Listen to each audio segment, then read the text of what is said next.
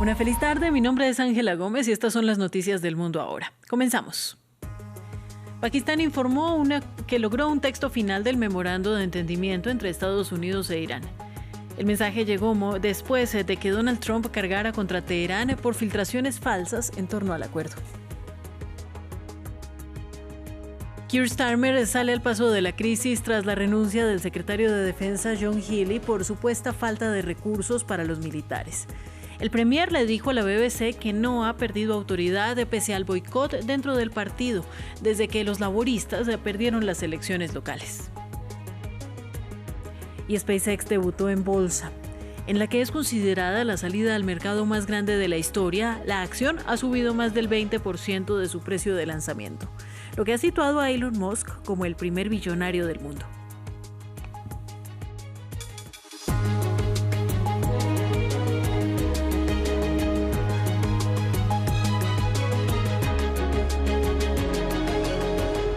Comenzamos las noticias en Medio Oriente. Pakistán confirmó que ya hay un texto definitivo de un acuerdo para poner fin a la guerra en Irán.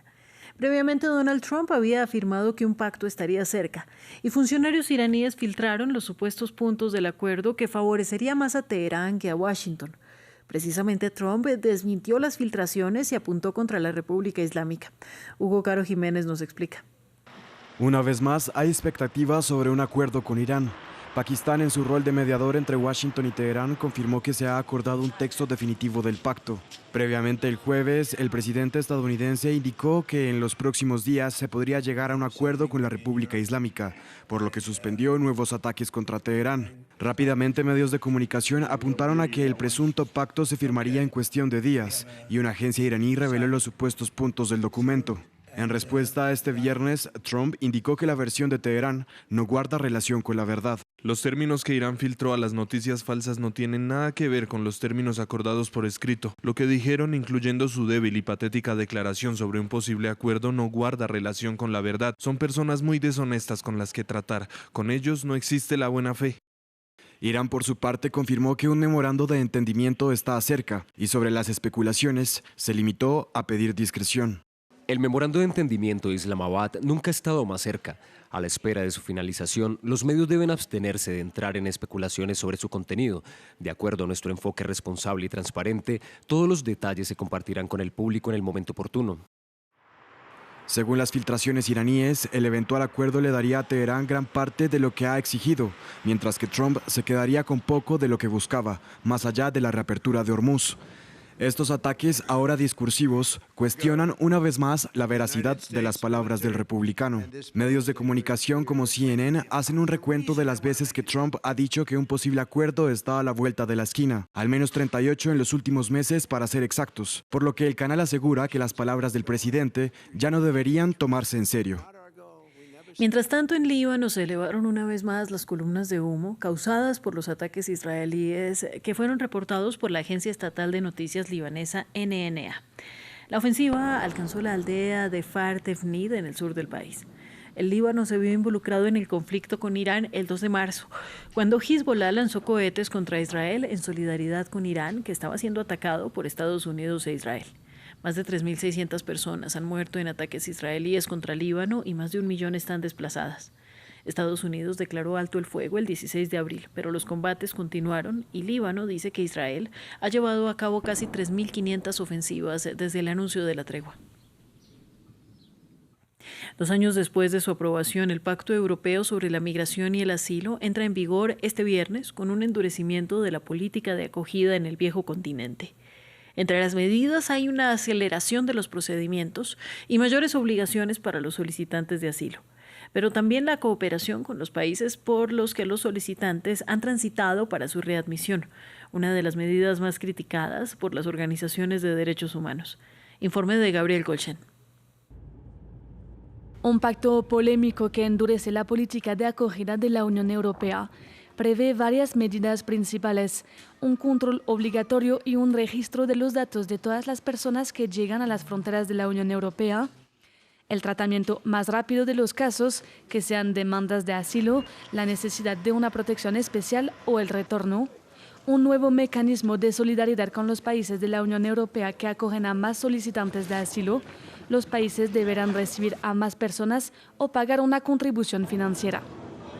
Finalmente, se abre la posibilidad a la creación de centros de retorno para los que no beneficiarán del asilo y que representan alrededor del 80% de las personas que migran. Las personas pueden así ser retornadas a naciones por las que han transitado. La Unión Europea amplió la lista de los países considerados seguros para el retorno. Entre ellos se encuentran Marruecos, Colombia, Bangladesh o Túnez. Las asociaciones de derechos humanos denuncian un grave retroceso del derecho de asilo. En visita en Tenerife, una isla de las Canarias, el Papa León XIV mandó un mensaje de solidaridad hacia los migrantes. Todos somos migrantes de alguna u otra forma. Todos somos peregrinos hacia la patria celestial. Integrar es impedir ese segundo naufragio. Es ayudar a que quien llegó lastimado no quede fijado para siempre en su dolor, sino que pueda volver a ponerse en pie, reconocer sus dones y ofrecerlos a la comunidad. Cada año, decenas de miles de personas intentan llegar a Europa por el mar Mediterráneo o el Atlántico, tomando rutas cada vez más arriesgadas. Según la Organización Internacional de la Migración, enero y febrero de este año fueron los meses más mortíferos desde 2014 en cuanto a los fallecimientos de migrantes en el mar Mediterráneo. El primer ministro británico Keir Starmer concedió una entrevista a la BBC y dijo que no iría a ninguna parte, en referencia a las presiones internas de su partido para que renuncie después de la derrota de los laboristas en las elecciones locales de mayo. Starmer rechazó las sugerencias de que había perdido su autoridad tras la sorpresiva renuncia del secretario de Defensa John Healey esta semana, argumentando falta de recursos militares. Pero el premier ha rechazado las críticas, diciendo que la defensa y la seguridad eran sus principales prioridades y seguirán siéndolo siempre que el gobierno tenga que tomar decisiones presupuestarias. Sí, mire, no me voy a ir. No creo que debamos hundir al país en el caos de una elección de liderazgo. Pero si eso sucede y se mantiene, ¿no sería usted un contribuyente a ese caos? Bueno, no creo que deba pasar, pero si pasa, pelearé. Pero déjeme ser claro con usted, no se trata de vanidad personal, no se trata de una obstinación, es por un profundo sentido del deber. Fui elegido para servir a este país a pesar de las difíciles circunstancias. Estados Unidos planea reducir significativamente los aviones y buques de guerra que pone a disposición de la OTAN para las operaciones en Europa. La noticia fue publicada por el diario New York Times citando a 2 altos funcionarios europeos.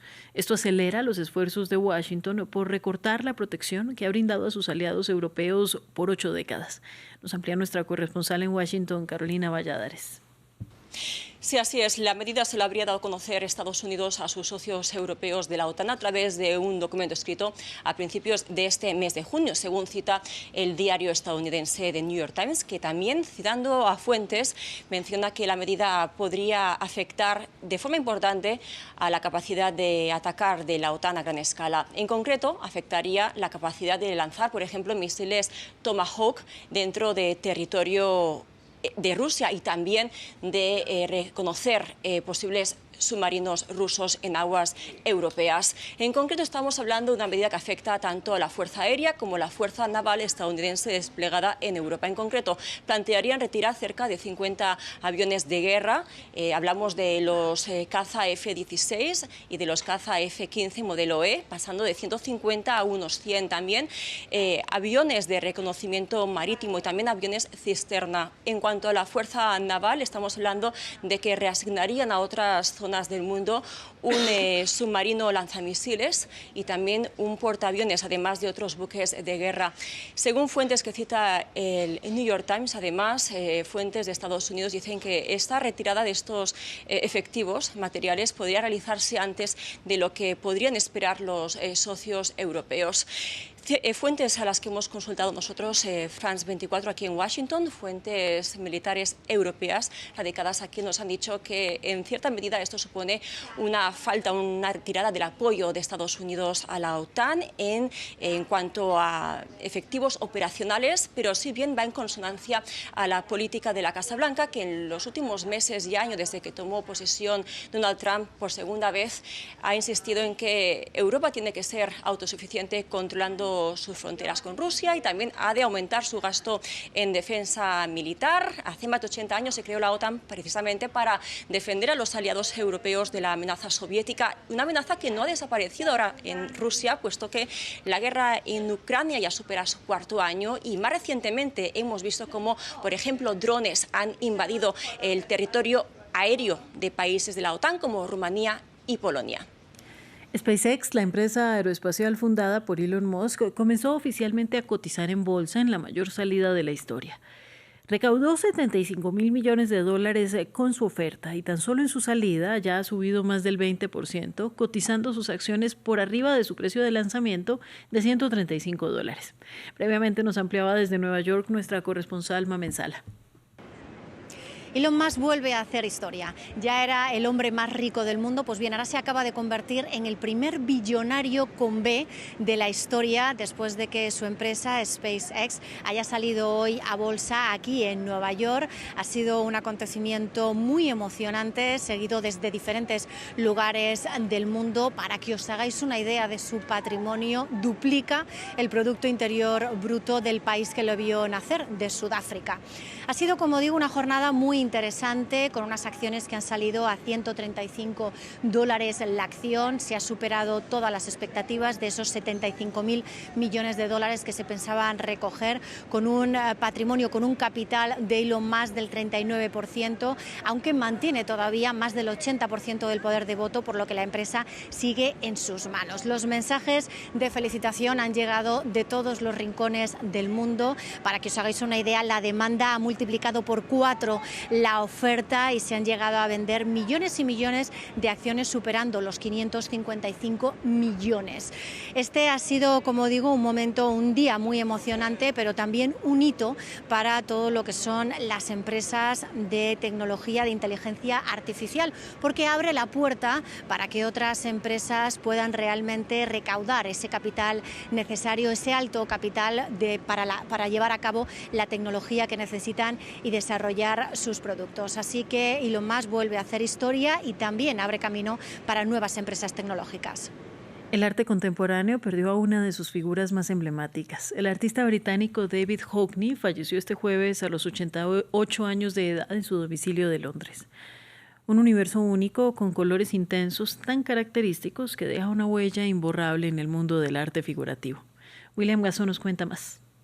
Colores intensos, una luz brillante, paisajes icónicos. Con estos elementos, David Hockney se ganó un lugar especial en el mundo del arte. Nacido en el norte de Inglaterra en 1937, pintó durante más de 7 décadas. Se volvió famoso en los años 1960. Esta obra, llamada Bigger Splash, lo llevó a la cima del arte contemporáneo. 16 years ago, people said to me, "Oh, you can't paint landscape." Hace 16 años la gente me decía, hoy en día no se puede pintar paisajes, y yo respondía, bueno, eso es solo por culpa de las pinturas. El paisaje en sí mismo no puede ser aburrido porque es la naturaleza. Son solo las imágenes que se hacen de él las que se han vuelto aburridas, y hay que hacer las cosas de manera un poco diferente, y eso es lo que hice, o al menos lo que intenté hacer. And you've got to make them a bit different. That's what I did, or tried to anyway. Esta popularidad también significaba éxito comercial. En 2018, su obra Retrato de un artista se vendió por más de $90 millones. En su momento, la obra más costosa de un artista vivo. Con el tiempo, tampoco rechazó el uso de nuevas tecnologías en su proceso creativo, lo que le permitió renovar su universo artístico. Siempre concibió su trabajo como algo positivo, un conjunto de obras que no temía seducir deliberadamente a sus espectadores. David Hockney ha trabajado de manera incansable hasta sus 88 años, con sus pinturas expuestas en las galerías más prestigiosas del planeta. Recuerde que la ampliación de esta y otras noticias está en nuestro sitio web france24.com. Eso es todo por el momento, pero más adelante volvemos con más noticias.